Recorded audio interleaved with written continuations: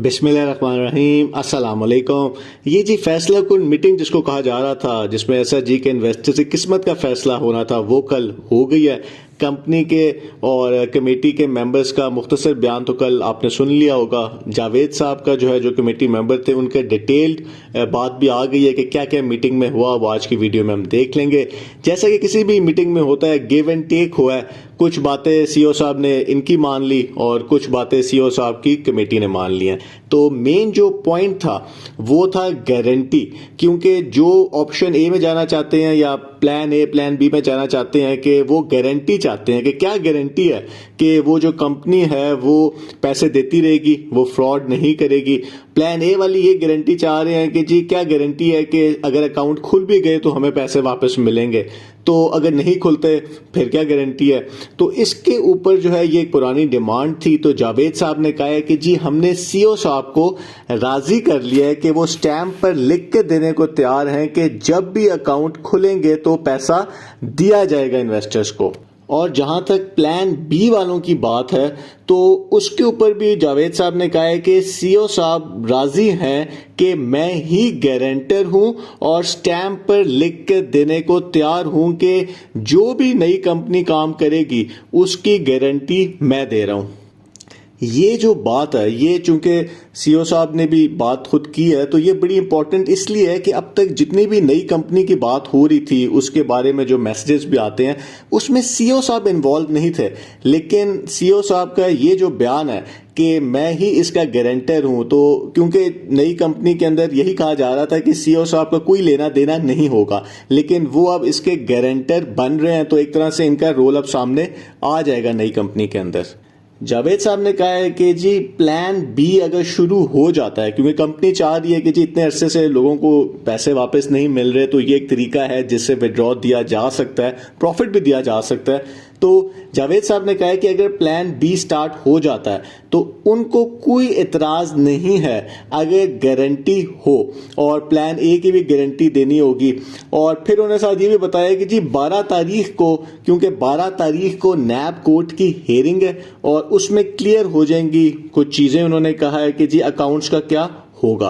तो यहां पे ये देखने वाली चीज ये है कि 12 तारीख को जो एजेंडा है कोर्ट का वो है फर्द जुर्म आयद करना, यानी कि जो भी इल्जामात हैं रेफरेंस के अंदर वो सीईओ साहब को पढ़ के सुनाए जाएंगे या उनको दिए जाएंगे कि जी आप इन इल्जामात को मानते हैं या नहीं मानते, गिल्टी और नॉट गिल्टी। तो अगर उन्होंने नॉट गिल्टी कर दिया तो फिर ये ट्रायल का स्टार्ट हो जाएगा। तो अगर ये हियरिंग होती है 12 तारीख को, पेंड नहीं होती किसी भी वजह से, नैब की वजह से, वकील की वजह से, किसी भी वजह से, तो इसका जो एजेंडा है वो फर्द जुर्म है।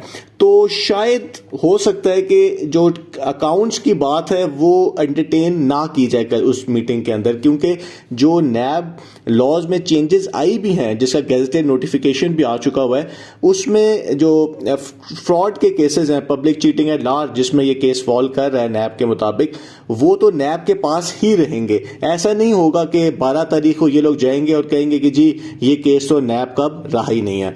तो इसके ऊपर देखना होगा क्या ये चीज 12 तारीख को एंटरटेन भी जज साहब करेंगे या नहीं करेंगे। फिर एक और बात जो है जिसके ऊपर कंपनी के जो रिप्रेजेंटेटिव थे कमेटी के, उन्होंने अपना वापस ले लिया पॉइंट, वो था चेक्स का पॉइंट। क्योंकि चेक जो है वो एक बड़ा पावरफुल, आपको पता है कि कानूनी एक इंस्ट्रूमेंट है, डॉक्यूमेंट है, कि आप अगर किसी को चेक देते हैं और वो डिसऑनर हो जाता है तो उसके ऊपर आप उसके खिलाफ मुकदमा कर सकते हैं। तो पहले ये ऑप्शन भी जावेद साहब की थी कि जी चेक दिए जाएं।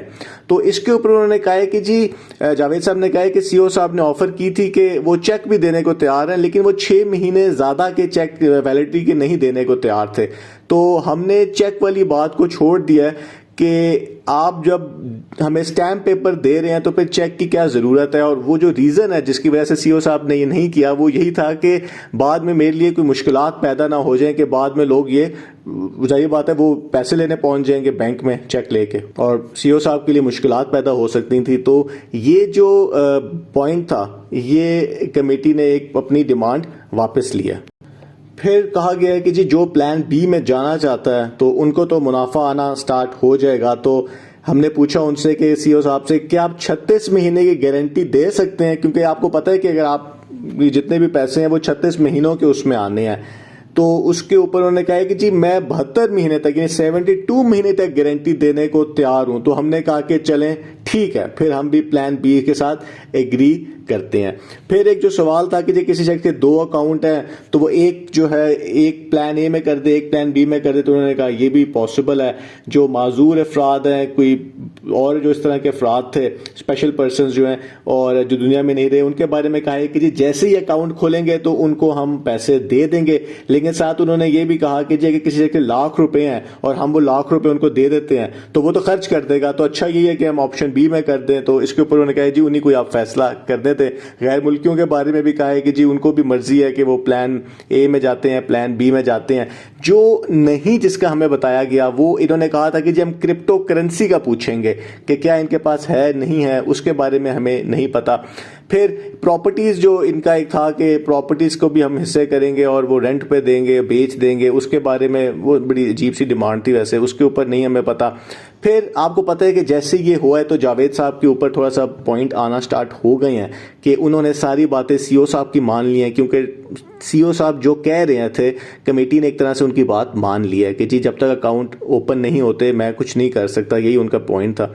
तो उसके ऊपर उनको नेगेटिविटी भी आना स्टार्ट हो गई, क्योंकि उस पर जावेद साहब कहते हैं कि मैं अगर ये कह दूं कि जी आप पहले ही उन्होंने कह दिया था कि मैं कह दूं कि आप ऑप्शन बी में ना जाएं और ये बाद में कोई मसला क्रिएट हो जाता है तो फिर सारा कुछ मेरे ऊपर आ जाएगा कि जी इनकी जावेद साहब की वजह से इतने लोगों को नुकसान हो गया। तो उन्होंने कहा था ये तो मैं नहीं करूंगा। मेन चीज जो एक देखने वाली है वो ये है कि ऑप्शन बी में लोग जाते हैं, फौरन कुछ महीने बाद ही स्कैम हो जाता है।